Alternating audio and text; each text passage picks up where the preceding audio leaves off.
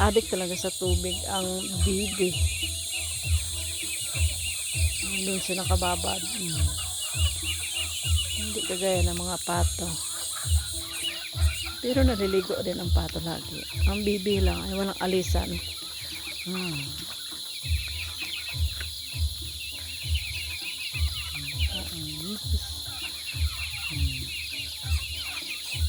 Piling may isda. May isda ba? Yan yung bagong bahay nila. Diyos ko, nalilito na sila.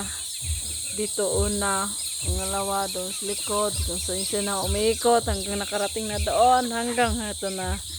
Next time, saan kaya?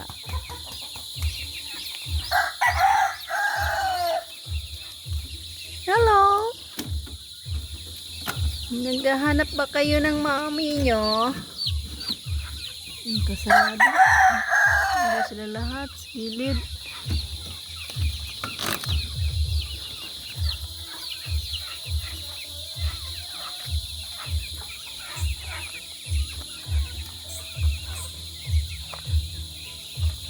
Katali mo na ang lalaki kasi naglilimlim yung dalawa.